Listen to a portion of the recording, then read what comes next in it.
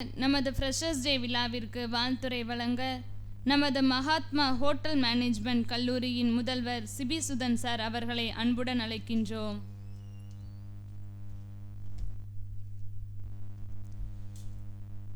இந்த விழாவிற்கு வருகை தந்திருக்கும்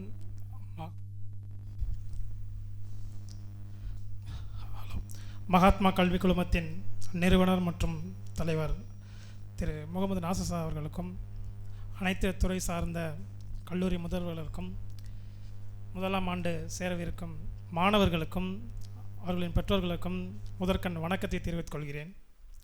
முதல்ல பாலிடெக்னிக் படிப்புனா என்ன? பாலிடெக்னிக் படிப்பு என்பது அது ஒரு தொழில்நுட்ப கல்வியை சார்ந்தது, ஒரு டிப்ளமோ. ஓகேங்களா? இன்றைக்கி இந்த டே வந்து உங்களுக்கு ஒரு பிகினிங் மட்டும் கிடையாது. உங்கள் பேர் என்னவா இருக்கலாம். இனிமேல் உங்களை வந்து எப்படி கூப்பிடுவாங்கன்னு கேட்டிங்கனாக்கா ஒரு 3 பேர் வச்சு கூப்பிடுவாங்க. ஸ்கில் ப்ரொஃபஷ்னல்ஸ், அப்புறம் பார்த்திங்கன்னா இனோவேட்டர்ஸ், அப்புறம் பார்த்திங்கன்னா ப்ராப்ளம் சால்வர்ஸ் அப்படின்னு இனிமேல் உங்களை நான் பேர் சொல்லி கூப்பிடணும்னு நினைக்கிறேன்.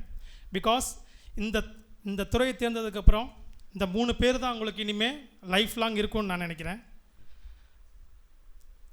உலகத்தில் சாதித்த பல பேர் அவங்களுடைய டிகிரிக்காக வெயிட் பண்ணவே கிடையாது. உலக புகழ்பெற்ற எலான் மஸ்க், உங்களுக்கு தெரியும், எல்லாருக்குமே தெரியும், டெஸ்லா நிறுவனத்தோட பேட்டரியை வடிவமைச்சது ஒரு பாலிடெக்னிக் ஒரு டிப்ளமோ படித்த ஒருத்தர். அதே மாதிரி மும்பையோட மெயின் கோஸ்டல் ரோடு அது எப்படி சார் வடிவமைச்சிங்கன்னு இன்றைக்கி உலக அளவில் பேசப்படுது. அதை வந்து அதோடைய சூப்பர்வைசரை பார்த்தீங்கன்னா, சிவில் சூப்பர்வைசரை பார்த்தீங்கன்னா ஒரு டிப்ளமோ படித்தவர். நீங்கள் இன்றைக்கி உங்கள் கையில் ஃபோன் வச்சுருக்கீங்க, அந்த ஃபோனை அசம்பிள் பண்ணது உங்களை மாதிரி ஒரு டெக்னீஷியன் தான். பாலிடெக்னிக் படித்தா என்ன மாதிரியான வாய்ப்புகள் இருக்குது அப்படின்னா, ஸோ நீங்கள் கவர்மெண்ட் சைடு போனீங்க அப்படின்னா இந்தியன் ரயில்வேஸ், ஸோ ஆர்ஆர்பியில் என்ஜினியராக டெக்னீஷியனாகவும், பிடபிள்யூடின்னு சொல்லுவாங்க, பப்ளிக் ஒர்க் டிபார்ட்மெண்ட், இதில் வந்து ஜூனியர் இன்ஜினியராகவும், டிஃபென்ஸ் அண்ட் டிஆர்டிஓன்ற ஒரு டிபார்ட்மெண்ட் இருக்குது, அந்த டிபார்ட்மெண்ட்டில் டெக்னீஷியனாகவும், டெக்னீஷியன் அசிஸ்டண்ட்டாகவும், ஸ்டேட் எலக்ட்ரிக்கல் போர்டுன்னு இருக்குது, ஸோ அதில் வந்து ஜூனியர் இன்ஜினியராகவும், இஸ்ரோ, பிஹெச்இஎல், அப்புறம் வந்து பார்த்திங்கன்னா எஸ்எஸ்எல்ஏ, ஜேஇன்னு இருக்குது, இல்லை சென்ட்ரல் கவர்மெண்ட் போஸ்ட். இது எல்லாமே யாருக்கு எலிஜிபிள்னா இந்த பாலிடெக்னிக் மாணவர்களுக்கு கண்டிப்பாக எலிஜிபிள் தான். இதே மாதிரி ப்ரைவேட் பக்கம் போனீங்கன்னா ப்ரைவேட் ஜாப்பும் பார்த்திங்கன்னா உங்களுக்கு 3 வகையாக பிரிச்சுருப்பாங்க. ஸோ ஆட்டோமொபைல் அண்ட் மேனுஃபேக்சரிங் சொல்லுவாங்க. அதில் பார்த்திங்கன்னா இன்றைக்கி உலக புகழ்பெற்ற டாட்டா மோட்டார்ஸாக இருக்கட்டும், ஹுண்டாயாக இருக்கட்டும், அப்புறம் மாருதியாக இருக்கட்டும், அதில் உங்களுக்கு என்னென்ன ரோல் கிடைக்குன்னு பார்த்தீங்கன்னா டெக்னீஷியன் அசம்பிள் பண்ணுவாங்க, டெக்னீஷியனாக இருக்கும். அப்புறம் அதோட தரச்சான்று குவாலிட்டி கண்ட்ரோலராக நீங்கள் இருப்பீங்க இந்த பாலிடெக்னிக் படித்த மாணவர்கள் உலக புகழ்பெற்ற இந்த நிறுவனங்களில். அதே மாதிரி கன்ஸ்ட்ரக்ஷன் இன்ஃப்ராஸ்ட்ரக்சர் அந்த சைடு போயிட்டீங்க அப்படின்னா வந்து சைட் சூப்பர்வைசராகவும், கேட் டிராஃப்டர்ஸ், அதாவது இதற்கான ஒரு கட்டடம் இருக்குது அப்படின்னா அந்த கேடை டிராஃப்டராக நீங்கள் கண்டிப்பாக உங்களுக்கு அந்த போஸ்ட் கிடைக்கும். அதே மாதிரி ஐடி அண்ட் ஹார்ட்வேர் சைடு போயிட்டீங்க வச்சிங்கன்னா புகழ்பெற்ற நிறுவனம் விப்ரோவாக இருக்கட்டும், அப்புறம் டிசிஎஸ்ஸாக இருக்கட்டும், அதெல்லாம் பார்த்திங்கன்னா நெட்வொர்க் டெக்னீஷியன் அந்த மாதிரி போஸ்ட்டுக்காகவும், அப்புறம் ஹார்ட்வேர் இன்ஜினியர் அந்த மாதிரி போஸ்ட்டுக்காகவும் இருப்பீங்க. அதே மாதிரி பவர் அண்ட் எனர்ஜி சைடு பக்கம் வந்தீங்கன்னா உலக புகழ்பெற்ற அதானி பவர், அதுதான் இப்போது இந்தியா ஃபுல்லாக மோஸ்ட்டு ஃபெமிலியராக இருக்குது. அதில் பார்த்திங்கன்னா எலக்ட்ரிக்கல் மெயின்டெனன்ஸ் ஒர்க்காகவும், அப்புறம் வந்து எலக்ட்ரானிக் அண்ட் டெலிகாம் பக்கம் வந்தீங்கன்னா உங்களுக்கு வோடாஃபோனு, அப்புறம் நம்ம சிம்மில் இருக்குது பார்த்திங்களா, அதோட ஃபீல்டு டெக்னீஷியனாகவும், அட்லாஸ்ட் இனிமேல் வரப்போகிற உலகம் எப்படி இருக்குன்னு கேட்டிங்கனாக்கா EV, solar, drones and auto mechanics, இதுதான் இனிமேல் வர லைஃபாக இருக்கும். இது சம்மந்தமான வேலைகளையும் கண்டிப்பாக நீங்கள் இருப்பீங்க. அது மட்டும் கிடையாது, கவர்மெண்ட் ஜாப் பற்றி பேசிட்டோம், ப்ரைவேட் ஜாப் பற்றி பேசிட்டோம், அப்ராட் ஃபாரினை பற்றி பேசவே இல்லை. ஃபாரினில் பாலிடெக்னிக்கு ஆப்பர்ச்சுனிட்டி இருக்கா? கண்டிப்பாக இருக்குது. ஜெர்மனியில் இயு ப்ளூ கார்டு அப்படின்னு ஒரு விசா, அந்த விசா டைப்பு, அது என்ன ஒர்க்குன்னு கேட்டிங்கனாக்கா CNC programmer and automobile and electrician, இவங்களுக்கு இன்ன காலகட்டத்தில் 2025 மாதம் சம்பளம் 2.5 lakhs ஜெர்மனியில். ஓகேங்களா? அதே மாதிரி கனடாவில் பிஎன்பி விசான்னு ஒன்று இருக்குது, அதில் பார்த்திங்கன்னா வெல்டர், கன்ஸ்ட்ரக்ஷன் சூப்பர்வைசர் இருக்குது, அவங்க சம்பளம் பார்த்திங்கன்னா 1.5 lakhs பெர் மந்த்து 2025 இப்போ நடந்துக்கிட்டு இருக்குது.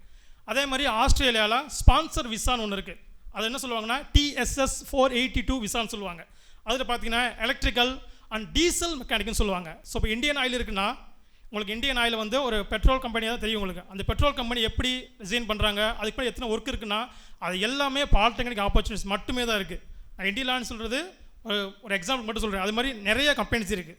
ஸோ அப்படியே வந்தீங்கன்னா துபாய் பக்கம் வந்தீங்கன்னா ஜிசிசி ஒர்க் பர்மிட்னு ஒரு பாஸ் இருக்குது. அதில் பார்த்தீங்கன்னா oil bases and gas technicians அப்படின்னு அந்த மாதிரி ஆப்ஷன்லாம் வந்து ஃபாரினில் இருக்குது. இது எல்லாமே இன்றளவில் நான் வந்து 10 வருஷம் முன்னாடி உள்ளதோ அப்புறம் வந்து 4 வருஷம் முன்னாடியோ சொல்லலை, இன்றைக்கி நடந்துக்கிட்டு இருக்க ஸ்ட்ராட்டஜிக்ஸை உங்களுக்கு சொல்கிறேன். அதே மாதிரி இந்த பிகினஸ் நீங்கள் இப்போ வந்திருக்கீங்க, உங்களுக்கு வந்து இனிமேல் we don't say just to study a technology, we make a technology work and we want just to pass the exam. நீங்கள் வந்து எக்ஸாம் பாஸ் பண்ண வரல, we will shape the Indian technology futures. நீங்கள் தான் என்ன பண்ணணும், இந்தியாவோட டெக்னாலஜி சைடு ஃபியூச்சர்ஸை கண்டிப்பாக வளர்ப்பீங்க அப்படின்னு நான் நினைக்கிறேன். அதே மாதிரி நீங்கள் தேர்ந்தெடுக்க துறை என்பது மற்ற துறையை காட்டிலும் எப்போதுமே அட்வான்டேஜ் இருந்துக்கிட்டே இருக்கும். பிகாஸ் ஒரு ஃபோன் வாங்குறீங்க, நீங்கள் எல்லாருமே ஃபோன் வச்சுருக்கோம், ஸ்மார்ட் ஃபோன் இல்லாத ஆட்களே கிடையாது. ஒரு ஃபோன் வாங்குறீங்க, அதிகபட்சம் ஒரு ஃபோனை எத்தனை வருஷம் யூஸ் பண்ணுவோம், ஒரு 1 இயர் மேக்ஸிமம் 2 இயர். அப்போ அடுத்த அப்டேட் வரும்போது கண்டிப்பாக அடுத்த ஃபோனுக்கு மாறுவோம். அப்போ என்ன ஆகும், இந்த டெக்னிக்கல் வளர்ச்சியை நோக்கி மட்டுமே தான் போய்கிட்டு இருக்கு. கண்டிப்பாக இதில் இருக்கும் பொழுது இந்த ஆப்பர்ச்சுனிட்டி எல்லாத்தையும் நீங்கள் பயன்படுத்திக்கணும். இந்த பாலிடெக்னிக் படிப்புகள் என்பது அடுத்த துறை, நீங்கள் இந்த பாலிடெக்னிக்கோடு நிப்பாட்டிடாமல் அடுத்தடுத்து மேற்கொண்டு மேலே போகணும், படிக்கணும். அதே மாதிரி டெக்னிக்கல் சைடு ரொம்ப ஸ்ட்ராங்காக இருக்கணும். ஓகேங்களா? ஸோ ஐடி சைடில் இருக்கவங்க ஸோ கேட் கோர்ஸான பைத்தான், சிசி, ஜாவா அந்த மாதிரி கோர்ஸுகளையும், அதே மாதிரி எலக்ட்ரிக்கல் சைடில் இருக்கவங்க ஸோ அடிஷ்னல் கோர்ஸுகளையும் கண்டிப்பாக ஃப்யூச்சரில் பண்ணணும். அதுக்கு பேஸ் அடித்தளம் இந்த பாலிடெக்னிக். நான் படிக்கும்போது ஆரம்ப காலகட்டத்தில் ஸ்கூல் முடிச்சு பாலிடெக்னிக் அப்ளை பண்ணியிருந்தேன், எனக்கு சீட்டு கிடைக்கல. ஸோ அதனால் என்னால் அன்னைய தேதியில் பாலிடெக்னிக் படிக்க முடியலை.